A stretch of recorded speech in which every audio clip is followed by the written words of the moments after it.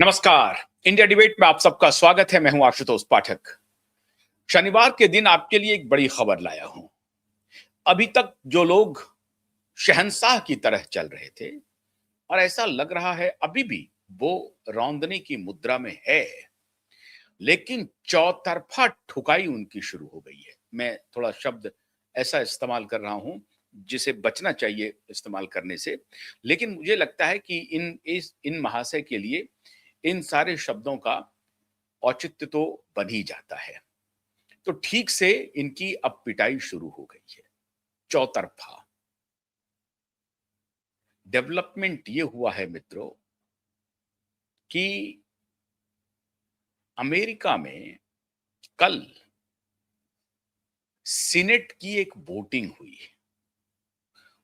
और उस वोटिंग का लक्ष्य था कि सीनेट ऑथराइज करेगा। सीनेट और कांग्रेस के बारे में आपको मालूम है, जो 52 स्टेट हैं वहां से हर स्टेट से 2 सीनेट चुन करके आते हैं। मतलब हर, चाहे छोटा स्टेट हो चाहे बड़ा स्टेट हो, हर स्टेट के जिम्मे में 2 सीनेटर हैं और दोनों सीनेटर जो है वो डायरेक्ट चुन करके आते हैं। मतलब राज्यसभा जैसा वहां कोई स्थिति नहीं है। हमारे यहाँ राज्यसभा का क्या होता है कि जो चुने हुए प्रतिनिधि होते हैं, जो सांसद होते हैं, वो जो एमएलए होते हैं, इलेक्टेड एमएलए, ये सब मिलकर के चुनते हैं राज्यसभा के सांसद को। लेकिन उनके यहाँ अमेरिका में जो सदन है, सीनेट है, उस सीनेट के मेंबर का भी चुनाव जनता करती है और हर राज्य को 2 सीनेट अलॉटेड है, 2 ही सीनेट चुन करके आएंगे। ऐसा लेकिन कांग्रेस के मामले में नहीं है। जो बड़ा सदन है उनका, जिसको आप हाउस ऑफ रिप्रेजेंटेटिव कहते हैं, उसमें वो जो कांग्रेस है, कांग्रेस में हर स्टेट के पास अलग अलग सीटें हैं। किसी के पास 30 है, किसी के पास 20 है, किसी के पास 50 है, इस तरह से। और टोटल जो है वो 400 से अधिक की संख्या है वहां पे। तो वो जो कांग्रेस का जो चुनाव है वो अलग है, सीनेट का चुनाव अलग होता है। सीनेट का बड़ा दखल होता है, बड़े पावरफुल होते हैं सीनेटर। तो 52 स्टेट से लगभग 104 सीनेटर हैं। हर से 2 हो गए तो 104 सीनेटर जीत करके आते हैं। उन सभी सीनेटरों का कल वोटिंग था। वोटिंग क्या था? कहा गया कि ये जो मामला है वेनेजुएला वाला, उस वेनेजुएला के मामले को आप अब ज्यादा एस्केलेट नहीं कर सकते, और ये एस्केलेशन अब अगर चलेगा तो अमेरिका के हित में नहीं होगा। और ये जो एब्सोल्यूट पावर आप लिए जा रहे हैं, उनको अपने कब्जे में कर रहे हैं, वहां सब कुछ आप करने वाले हैं, ये ठीक नहीं है। इसके लिए प्रस्ताव लाया गया था डोनाल्ड ट्रंप के खिलाफ। प्रस्ताव गिर गया। रिपब्लिकन को 52 सीट्स मिले, सेनेटर का 52 सेनेटर का समर्थन मिला और 47 प्रस्ताव के समर्थन में आया। प्रस्ताव के खिलाफ में, मतलब खिलाफ का मतलब यह हुआ जो खिलाफ जो है वो विजयी हो गया। खिलाफ विजयी हो गया। प्रस्ताव तो लाया गया था कि डोनाल्ड ट्रंप के पावर को अब ये जो छुट्टा सांड की तरह चले जा रहे हैं, ऐसा नहीं होगा, उन पर अंकुश लगाया जाएगा। लेकिन ऐसा नहीं हुआ और जिस पार्टी की सरकार बनी हुई है उनको वोट मिले 52 और जो डेमोक्रेट है और बाकी जो लोग हैं उनको मिला 47। तो एक प्रकार से डोनाल्ड ट्रंप की जीत हो गई। लेकिन इस जीत में एक बड़ी हार हो गई मित्रों। हार क्या हो गई? 5 रिपब्लिकन सेनेटर ने क्रॉस वोटिंग कर दिया। मतलब डोनाल्ड ट्रंप के इस रवैये के खिलाफ वोटिंग किया। और उसमें सबसे, आज मैं आपको, और ये जानकारी आपको पता नहीं यहां के टेलीविजन मीडिया तो आपको देगी कि नहीं देगी, भगवान जाने। अगर देगी तो बहुत अच्छी बात है, लेकिन मैं आपको दे रहा हूं। एक रिपब्लिकन सेनेटर वो हैं रॉन पॉल। ये वो सीनेटर हैं जो लगातार डेमोक्रेटिक पार्टी को, बाइडेन की सरकार को कोविड के दौरान कटघरे में खड़ा करते रहे। वो खुद भी संभवतः डॉक्टर हैं और उन्होंने सबसे पहले सेनेटर रॉन पॉल थे, सेनेटर जॉनसन थे, जिन्होंने एक्सपोज किया कोविड को। और इन्हीं इन्हीं के नैरेटिव पर डोनाल्ड ट्रंप जीत करके आया, क्योंकि इन्होंने कोविड एक बहुत बड़ा इशू बन गया था इस बार के चुनाव में। आपको हमको नहीं मालूम है, क्योंकि यहां तो दूसरा खेल चल रहा था। यहां दूसरा खेल चल रहा था कोविड के मामले में। मैं इस मामले में अपनी सरकार को बरी नहीं करूंगा जो कोविड में हुआ। खैर, वो अभी मैं आता हूं। अभी अभी मोदी साहब ने भी ठुकाई किया है, वो भी मैं अभी बताने जा रहा हूं। तो माननीय रॉन पॉल जो हैं, वो बहुत शक्तिशाली सेनेटर थे और उन्होंने कोविड को एक्सपोज किया। कोविड के सारे सीनेट हियरिंग में इन्होंने एक एक करके जितने एंथनी फॉची, बाइडेन और ये सारे जो लोग थे जो इस कॉन्स्पिरेसी को आगे बढ़ा रहे थे, उसको एक्सपोज करने वाले थे। बहुत लाभ मिला डोनाल्ड ट्रंप को इसका। ऐसे सपोर्ट करने वाले डोनाल्ड ट्रंप को सेनेटर रॉन पॉल ने वेनेजुएला में, या अभी जो एक सिनिसिज्म चल रहा है, एक जो सिनिकल अप्रोच है और एक प्रकार से पर्सनालिटी डिसऑर्डर से गुजर रहे हैं डोनाल्ड ट्रंप, तो डोनाल्ड ट्रंप के इस बिहेवियर से रॉन पॉल जैसे सेनेटर बहुत नाराज हैं। और मुझे हैरानगी है कि अभी जो हेल्थ सेक्रेटरी हैं वो खामोश हैं, वो देख रहे हैं, उनको पता है कि ये बेवकूफ आदमी है, लगातार गलती कर रहा है। जो सही बात है, जो सही तथ्य है, उस पर ध्यान देने के बजाय ये सभी माफियाओं से मिल गया है। ये ऑयल माफिया से मिल गया है, ये आर्म्स माफिया से मिल गया है, और फार्मा प्रेमिसेस से तो दूर गया, लेकिन अंत में फार्मा प्रेमिसेस से भी मिल गया। उस बिल गेट से भी ये मिल चुका है। आप सोचिए कि ये किस प्रकार का व्यक्ति है। जिस एलन मस्क ने इन्हें इतना समर्थन दिया, आज वो एलन मस्क को हास्य पर कर दिया और बिल गेट्स इसके गोद में जाकर के बैठ गया। तो इसका कैरेक्टर कितना लुंज पुंज है, ये पूरी दुनिया में अब लोगों को पता चल रहा है। लेकिन आज इसकी सिलसिलेवार तरीके से जो ठुकाई हो रही है, उसके बारे में मैं आज आपको जानकारी दूंगा। और it is a matter of days. आप जब देखिएगा, ये खुद घुटने टेक देगा, और घुटने टेकना शुरू हो गया है। तो पहली हार तो इसकी ये हो गई कि इनके खुद के सेनेटर, रिपब्लिकन 5 सेनेटर, एक दो नहीं, 5 सेनेटर ने क्रॉस वोटिंग किया। उस प्रस्ताव के समर्थन में वोटिंग किया कि वेनेजुएला में जो कुछ भी ये कर रहे हैं, ये बहुत गलत है। इस तरह का व्यवहार एक डेमोक्रेटिक कंट्री को नहीं करना चाहिए। और आगे जो ये बर्ताव अन्य देशों के साथ कर रहे हैं, वो भी ठीक नहीं है।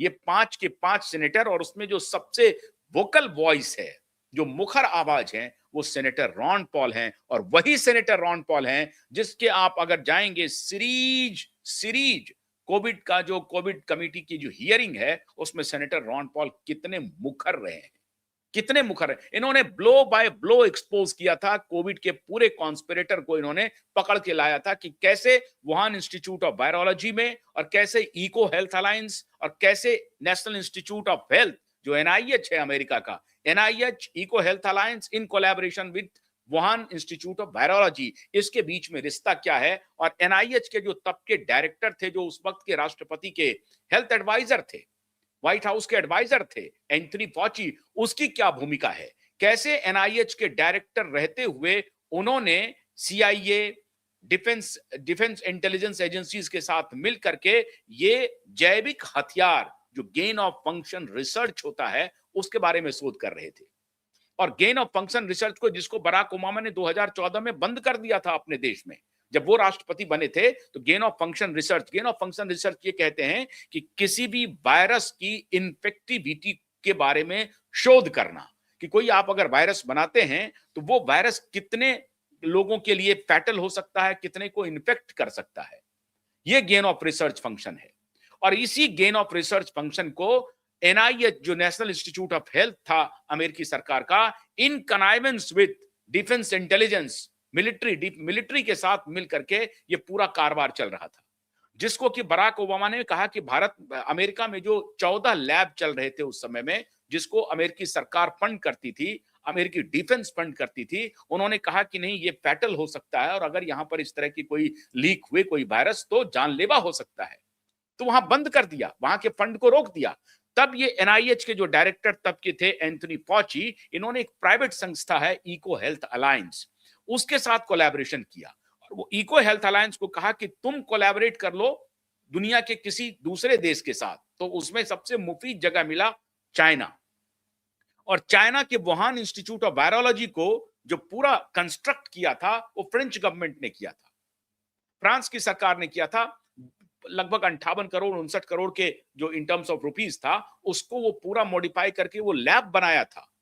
और उसी लैब में जो लेडी श्री ली थी, उनके जो साइंटिस्ट थी, उनके साथ इको हेल्थ अलायंस का कोलैबोरेशन हुआ। इको हेल्थ अलायंस को एनआईएच ने फंड किया और फिर इको हेल्थ अलायंस ने फंड किया वुहान इंस्टीट्यूट ऑफ वायरोलॉजी को, और वुहान इंस्टीट्यूट ऑफ वायरोलॉजी से लीक होने की बात है, जिसको डब्ल्यूएचओ ने इन्वेस्टिगेट किया और कहा कि ये इनकंक्लूसिव है। जैसे ही ट्रंप की विदाई हुई तो फिर जब बाइडेन आए तो उन्होंने एक खुफिया एजेंसी को बिठाया अपने तरीके से, और खुफिया एजेंसी की भी रिपोर्ट आई कि ये इनकंक्लूसिव है। और वो आज तक कंफर्म नहीं हो सका कि वो लैब से आया था या पेट मार्केट से आया था, ये पता नहीं चला। जो चमगादड़ का जो कहानी बुनी गई थी उसका पता नहीं चला, आज तक नहीं पता चला। खैर, तो उसको एक्सपोज करने में ये सेनेटर रॉन पॉल बड़ी जबरदस्त भूमिका निभाए थे। आज भी अगर आप सर्च करेंगे तो सेनेटर रॉन पॉल और एंथनी फॉची के बीच का जो डायलॉग है, भारत की मीडिया में आप देखेंगे नहीं कहीं पर, क्योंकि यहां तो छुपा दिया गया था। और आज मैं ये मान रहा हूं, कम से कम मोदी जी को अब इस बात का एहसास हो रहा होगा कि क्या गलती हो गई 11 वर्षों में। गलती तो हुई है 11 वर्षों में जो हुई, अब उस पर अभी चर्चा नहीं करेंगे हम। तो सेनेटर ने 5 सेनेटर, रिपब्लिकन सेनेटर ने विरोध किया, प्रस्ताव के समर्थन में वोट दिया, बावजूद इसके राष्ट्रपति जी जीत गए, क्योंकि 52 रिपब्लिकन ने उन्हें समर्थन किया, लेकिन 47 रिपब्लिकन ने विरोध किया। बहुत थिन मार्जिन से यह प्रस्ताव पास हुआ है, मतलब सिर्फ 5 वोट से ये बच गए, और अगर थोड़ा बहुत और हो जाता तो इनकी बाजी पलट गई होती, मतलब सीनेट इनके खिलाफ हो गया होता। अब कांग्रेस में क्या होगा पता नहीं, कांग्रेस वाला अलग प्रस्ताव, जो अमेरिकी कांग्रेस है वो क्या प्रस्ताव लाती है, कैसे लाती है, उसमें क्या होता है कहना मुश्किल है। लेकिन ये एक सिग्नल है, ये सिग्नल है कि डोनाल्ड ट्रंप लगातार अमेरिका में पॉपुलैरिटी ग्राफ में नीचे जा रहे हैं, और कुछ दिन पहले उन्होंने कहा कि साहब मेरी मेरी मेरी कुर्सी भी खतरे में है। अब इसके आगे देखिए, लेकिन ये अपनी जो इसको कहते हैं ना कि ये अपनी बदमिजाजी से बाहर नहीं आ रहे हैं। इन्होंने कल क्या किया, बड़ी अमेरिकी तेल कंपनियों के एग्जीक्यूटिव को बुला लिया, जिसमें एक्सॉन है, कोकॉन है, और भी कई कंपनियां हैं, उसके एग्जीक्यूटिव को बुला लिया और कहा कि अब आ गया है वेनेजुएला हमारे पास, जाइए वहां पर लगाइए, इन्वेस्ट कीजिए, क्योंकि वेनेजुएला में जो ऑयल इंफ्रास्ट्रक्चर है वो ऑलमोस्ट ओब्सोलीट हो गया है, वो ठीक से तेल निकालने की स्थिति में नहीं है। पुराने इंफ्रास्ट्रक्चर है, पुरानी टेक्नोलॉजी है। अब नए टेक्नोलॉजी से और बहुत अच्छी क्वालिटी का तेल वहां बनता है, उनको रिफाइन करके अच्छा किया जाता है, और उस तरह की रिफाइनरी भी वहां नहीं है। भारत में रिफाइनरी बहुत बड़ी है, आपको मालूम है, अंबानी जी की रिफाइनरी है, उस तरह की रिफाइनरी भी वहां नहीं है। तो नया इन्वेस्टमेंट करना पड़ेगा तेल कंपनियों को, और अगर नया कंपनी तैयार हुआ इन्वेस्ट करने के लिए, तो कंपनी ये देख रही है कि कहीं सिचुएशन वोलाटाइल है, कहीं आगे बदल ना जाए, क्या सिचुएशन होगा, कहीं मार धाड़ ना हो जाए, वर्ल्ड वॉर ना छिड़ जाए इस तेल के मामले में, और फिर हमारा इन्वेस्टमेंट तबाह हो जाए, बर्बाद हो जाए। तो उसको कल ट्रंप ने सभी तेल कंपनियों के एग्जीक्यूटिव को कहा कि आप निश्चिंत रहिए, हम आपका प्रोटेक्शन करेंगे, आपका इन्वेस्टमेंट सिक्योर है, आप चिंता मत कीजिए, आप जाकर के अपना निवेश कीजिए वहां पर और तेल निकालिए, बेचिए, आपने हमें इलेक्शन के समय में मदद किया, अब लीजिए, मैंने आपके लिए खोल दिया है। लेकिन अभी भी तेल कंपनियां सशंकित है, जाएगी कि नहीं जाएगी कहना मुश्किल है। लेकिन ट्रंप ने अपने तरफ से जो काम करना था कर दिया। इसके बाद फिर उन्होंने कहा कि Greenland by hook and crook, अच्छे से या बुरे से, जैसे भी होगा हम ग्रीनलैंड को कब्जा करेंगे। बढ़िया से हो जाए, हमारे साथ आ जाए तो बहुत अच्छी बात है, अगर नहीं आता है तो हम जबरदस्ती करेंगे, ग्रीनलैंड को लेंगे।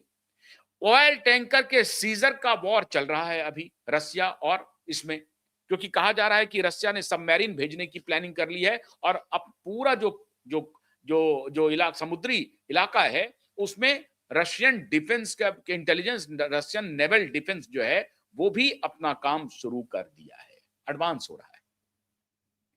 और सबसे बड़ा मित्रों मास्टर स्ट्रोक आया, चाइना ने कह दिया है कि साहब इस तरह से अगर ये चलता रहा तो ये बात ठीक नहीं है। धीरे धीरे चाइना ओपन अप हो रहा है, फ्रांस ओपन अप हो रहा है। कल पॉडकास्ट में हॉवर्ड लुइट लुइट जो है उनका कॉमर्स सेक्रेटरी अमेरिका का, उसने कहा कि भारत और अमेरिका के बीच में डील तो अपने आखिरी पड़ाव पर थी, नहीं इसलिए हुआ क्योंकि प्रधानमंत्री मोदी को कॉल करना था ट्रंप साहब को, हम डेडलाइन दिए हुए थे फ्राइडे तक का, प्रधानमंत्री मोदी ने कोई कॉल नहीं किया, इस वजह से डील ब्रेक कर दिया। मतलब ये हुआ, ये संदेश ये देना चाह रहे थे कि ये प्रधानमंत्री मोदी हैं जिसकी वजह से भारत और अमेरिका के रिश्ते खराब हो रहे हैं, वरना हमारे रिश्ते ठीक हो जाते। लेकिन ये बात वो नहीं बता रहे हैं कि प्रधानमंत्री मोदी ने अगर कॉल नहीं किया, हालांकि भारत सरकार का खंडन आ गया है इस विषय में, भारत सरकार ने इस पूरे प्रकरण में अपना खंडन पेश कर दिया। भारत सरकार ने कहा है कि वो झूठ बोल रहे हैं, उनका राष्ट्रपति भी झूठ बोल रहा है और उनका ये कॉमर्स मिनिस्टर, कॉमर्स सेक्रेटरी भी झूठ बोल रहा है। वहां कॉमर्स सेक्रेटरी का मतलब होता है कॉमर्स मिनिस्टर, तो कॉमर्स मिनिस्टर भी झूठ बोल रहा है। हॉवर्ड लुइट पूरी तरह से झूठा आदमी है हॉवर्ड लुइट, और ये हॉवर्ड लुइट जानबूझ करके ये कह रहा है कि प्रधानमंत्री मोदी ने हमें कॉल नहीं किया, इस वजह से भारत और अमेरिका का डील रुक गया। ये नहीं बता रहा है कि वो डील में चाहता क्या था।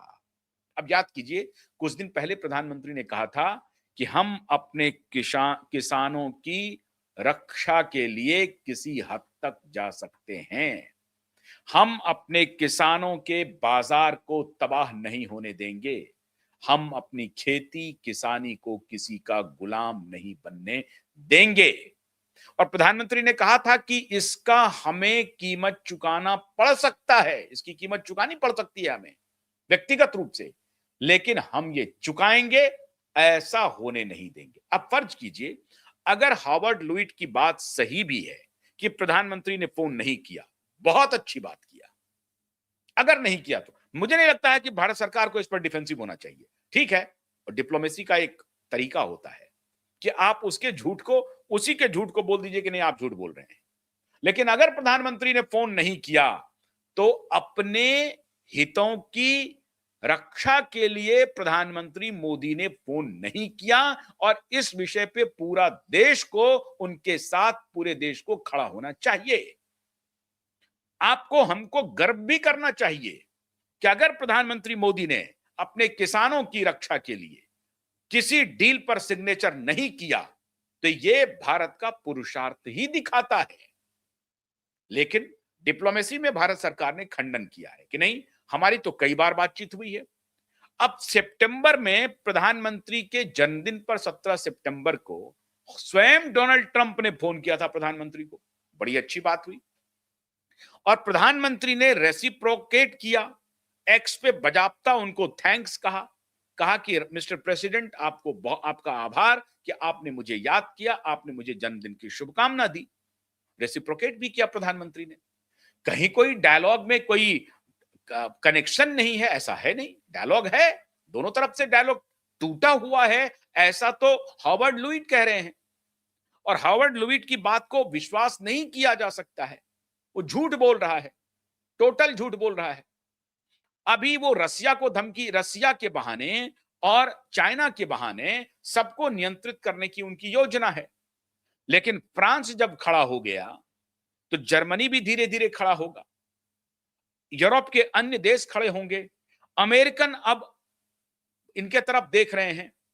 रिपब्लिकन में विद्रोह हो रहा है, जो 5 सेनेटर ने विद्रोह करके अपोजिट कैंप में जाकर के वोट किया, इनके खिलाफ वोट किया, इसका मतलब आप टेस्ट ये समझ लीजिए कि अमेरिका की सड़कों पर डोनाल्ड ट्रंप के खिलाफ माहौल बन रहा है।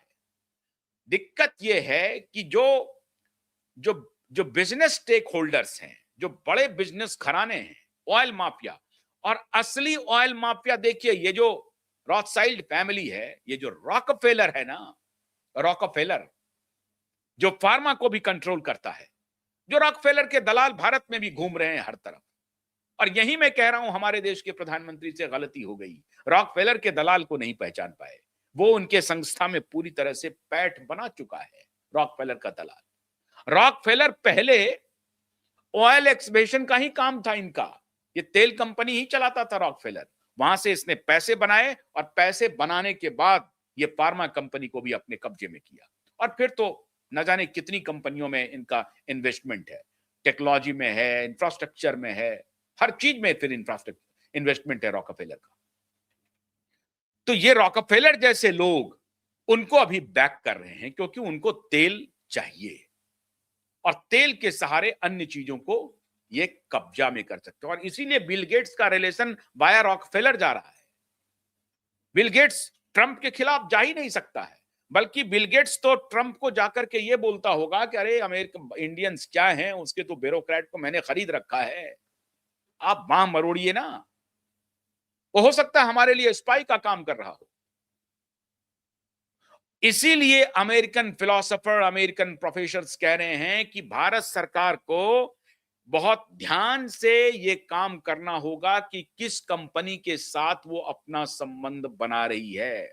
बहुत सारी मल्टीनेशनल कंपनियां भारत में जाकर के भारत के लिए स्पाई का काम कर रही है और भारत के रीढ़ को तोड़ने का भी काम कर रही है। इसलिए भारत सरकार को अलर्ट रहना पड़ेगा। और मैं फिर कह रहा हूं डंके की चोट पर, मोदी जी आपको बिल गेट्स से अलर्ट रहना पड़ेगा। एक गलती हमने कर दी है ऑलरेडी, बहुत बड़ी गलती कर दी है हम टेक्नोलॉजी के मामले में। आज अब आपको और हमारे देशवासी को भी अब पता चल रहा होगा, ये जो जाति में उलझे हुए हैं ना, और ये जो उन्मादी लड़ाई चलाए हुए हैं, जहां लीडरशिप अगर पंगु होगा, थर्ड क्लास की पॉलिटिकल लीडरशिप होगी, तो हमारा देश पुरुषार्थी कैसे बनेगा। जियोपॉलिटिक्स की समझ नहीं है जिनको, वो अगर नेतृत्व करेंगे तो कैसे होगा। और अब मोदी जी को समझ में आ रहा होगा कि हमें हर तंत्र को मजबूत करना पड़ेगा। आज टेक्नोलॉजी में अगर हमने ठीक से काम किया होता, आज हमारी स्थिति इतनी खराब हो रही है कि डॉलर को हम चाहते हैं कि डॉलर को तोड़ दें, उसकी हेजेमनी को तोड़ें, ब्रिक्स के साथ समझौता कर रहे हैं और यही बोन ऑफ कंटेंशन भी है। तो असली लड़ाई अब जो है अब शुरू होगी। इस पर मैं अलग से सेशन करूंगा कि कैसे भारत पिछड़ा और ये 11 वर्ष हमारे लिए महत्वपूर्ण थे जिसमें हम उठ सकते थे, हम उठ नहीं पाए। हम अन्य चीजों में लगे रह गए, हमने थोड़ी लिप सर्विस ज्यादा कर ली, बातों की खेती हमने ज्यादा की, असल काम नहीं किया। अगर असल काम हम कर लिए होते तो शायद, वो काम हमें टेक्नोलॉजी में करना था, वो हम नहीं कर सके, वो कब्जा करके रखा रहा। और आज टेक्नोलॉजी के सहारे हमारा सारा, हम ट्रेडर हैं, हम मैन्युफैक्चरर नहीं हैं, हम ट्रेडिंग करते हैं। अभी आप सोचिए कि चाइना से जो हम माल लेते हैं, हम जो एक्सपोर्ट करते हैं, जिस पर हमारे ऊपर टैरिफ इंपोज होगा, वो जो एक्सपोर्ट करने वाला माल है उसको हम बनाते नहीं है, असेंबल करते हैं। हम फार्मा सेक्टर्स में दवाई एक्सपोर्ट करते हैं, जेनेरिक दवाई, लेकिन उसके इंग्रेडिएंट्स कहां से लाते हैं? चाइना से। 98%, 2% भी हमारे पास इंग्रेडिएंट्स नहीं है। तो चाइना अगर हमें इंग्रेडिएंट्स देगा ही नहीं, कच्चा माल देगा ही नहीं दवा के लिए, तो हम दवा क्या एक्सपोर्ट करेंगे? आप समझ रहे हैं किस दुष्चक्र में हम फंसे हुए हैं। अगर चाइनीज ने हमें कच्चा माल देना बंद कर दिया तो वैसे भी हम एक्सपोर्ट नहीं कर पाएंगे। जो जेनेरिक दवाई हम एक्सपोर्ट करते हैं, जिस दवा पर कह रहा था कि हम इतना % तक टैरिफ इंपोज कर देंगे, उसी तरीके से अन्य पदार्थ जो हम एक्सपोर्ट करते हैं उस पर बहुत हद तक हमारी चाइनीज देशों पर डिपेंडेंसी है। चाइना एशियान, यूरोपियन देश, इंग्लैंड, ऑस्ट्रेलिया, जापान, इस सब के साथ जो ट्रेड डील है उनका, अकेले एशियान और 2-3 देशों के साथ जो उनका ट्रेड डील है, वो 3 ट्रिलियन से भी अधिक है। जितने का हमारा इकोनॉमी नहीं होगा। ये तो उनका एक्सपोर्ट है। अब आप सोचिए कि चाइना कितना बारीकी से चल रहा है, अपने पावर को भी मजबूत कर रहा है। अब आप ये कह सकते हैं कि हमारे और चाइना की तुलना इसलिए नहीं हो सकती है क्योंकि वो एक रिस्ट्रिक्टेड इकोनॉमी है। रिस्ट्रिक्टेड डेमोक्रेसी तो है नहीं वो। वो पूरी तरह से एक कम्युनिस्ट देश है। वहां सैनिक तानाशाही है एक प्रकार की। वो हमारे यहां नहीं है। तो इसलिए हम लोग जो है टू मच ऑफ डेमोक्रेसी के सताए हुए हैं। लेकिन टू मच ऑफ डेमोक्रेसी का मतलब ये नहीं टू मच ऑफ डेमोक्रेसी, हम करप्शन, भ्रष्टाचार, इनएफिशिएंसी से सताए हुए हैं। हमारे यहां जो भ्रष्टाचार है, हमारे यहां जो इनएफिशिएंसी है, वो हमें डुबा रही है। और अब शायद मोदी जी को इस बात का फिक्र हो रहा होगा कि अब हमें बड़ी तेजी से, समय कम है हमारे पास, बड़ी तेजी से हमें काम करना है। लेकिन खाट खड़ी शुरू हो गई है डोनाल्ड ट्रंप की, और उनके ही देश के लोग अब सड़क पर आ रहे हैं उनके खिलाफ। चाइना थोड़ा सा दम उठा रहा है और फ्रांस, जर्मनी भी थोड़ा अब आगे बढ़ रहा है। तो जैसे ही ये अलायंस होगा, और जिस तरह से हॉवर्ड लुबिट ने कहा कि भारत के प्रधानमंत्री ने फोन नहीं किया, नहीं करेंगे, बहुत अच्छा किया हमारे प्रधानमंत्री ने, क्यों करेंगे? तुम्हारी शर्तों पर हम तुमको फोन कर देंगे, जो तुम कहोगे हम वो कर लेंगे। नहीं किया प्रधानमंत्री ने। लेकिन कॉन्ट्राडिक्शन ये है कि ये डिप्लोमेसी हो सकती है कि हां, हम बातचीत के टर्म में हैं, हमारी निगोशिएशन चल रही है। लेकिन अमेरिका दबाव बना रहा है कि तुम उस अब वो इस तरह से, मतलब अगर तुम ऐसा असेंबल करके, अगर यूरोपियन यूनियन चाइनीज माल लेकर के असेंबल करके ट्रेडिंग करके वो अमेरिका में डंप कर रहा है माल को, तो वहां उसकी नजर है, वहां उसकी नजर है। भले ही वो चाइना से अपना माल खरीद रहा है, चाइना से व्यापार कर रहा है। 500 बिलियन डॉलर का व्यापार है चाइना और अमेरिका का, 500 बिलियन डॉलर का। आप इसी से अंदाजा लगा लीजिए। एशियान देशों के साथ 500 से अधिक बिलियन डॉलर का व्यापार है। भारत के साथ तो 100 कुछ बिलियन डॉलर का ट्रेड डील है चाइना और भारत के बीच में। उससे तो अधिक अमेरिका से है, उससे तो अधिक एशियान देशों से, उससे से अधिक यूरोपियन देशों से है। तो भारत बहुत नीचे आता है। बल्कि सबसे कम भारत और चाइना के बीच का ट्रेड डील है, लेकिन वो भी 100 बिलियन डॉलर से अधिक है। भारत की इकोनॉमी के लिए 100 बिलियन डॉलर कम नहीं होता है। तो बड़ा चंक है जो हम चाइना से लेते हैं। तो परिस्थिति थोड़ी सी नाजुक जरूर है, लेकिन अगर प्रधानमंत्री ने फोन नहीं किया, बहुत अच्छा किया, ठोका ट्रंप को। और मैं उम्मीद करता हूं कि बातचीत का रास्ता तो ये खोल के रखेंगे। अगर ट्रंप ने इसी तरीके का कोई सिनिकल और बिना लॉजिक का फैसला करता रहा, तो बहुत देर तक अमेरिकन इंतजार नहीं करेंगे। और इसका इशारा सीनेट ने, 5 सीनेट ने जो क्रॉस वोटिंग की है, उससे पता चल गया है। तो डोनाल्ड ट्रंप की कुर्सी खुद खतरे में है। और अगर इंटरनेशनल प्रेशर बना और एक ग्रुप इमर्ज किया पोस्ट सेकेंड वर्ल्ड वॉर, आप देखिए शीत युद्ध चल रहा था। सेकेंड वर्ल्ड वॉर में अमेरिका और रशिया साथ में था, लेकिन जैसे ही वर्ल्ड वॉर खत्म हो गया, उन्होंने न्यूक्लियर टेस्ट वेस्ट कर लिया। उसके बाद से अमेरिका और रशिया दोनों दो रास्ते पर चल पड़े, और फिर वहीं से वो शीत युद्ध का दौर चला जो लगभग 30-35 वर्षों तक चला। शीत युद्ध खत्म हुआ जब यूएसएसआर का विखंडन करवा दिया इन्होंने, अमेरिका ने ही करवाया विखंडन। अब आप याद कीजिए मिखाइल गोर्बाचोव को, ग्लासनोस्त और पेरेस्ट्रोइका को याद कीजिए, कैसे यूएसएसआर टूटा और उसके बाद से शीत युद्ध खत्म हो गया। और उसके बाद लगातार रशिया कमजोरी होता जा रहा है। लेकिन जो नया वर्ल्ड ऑर्डर है, जिसके तरफ भारत है, और भारत की तरफ जो दुनिया देख रहा है, मुझे लगता है कि मोदी जी को उसका नेतृत्व करना चाहिए, और भारत नेतृत्व करेगा। तो इसलिए आगे डोनाल्ड ट्रंप अगर अपने व्यवहार में परिवर्तन नहीं किया, तो उनकी पिटाई, उनकी ठुकाई निश्चित रूप से आप होनी है, अवश्यंभावी से मान के चलिए। That is completely inevitable and unavoidable. ये होना ही है। तो इंतजार कीजिए। बहुत बहुत शुक्रिया। नमस्कार।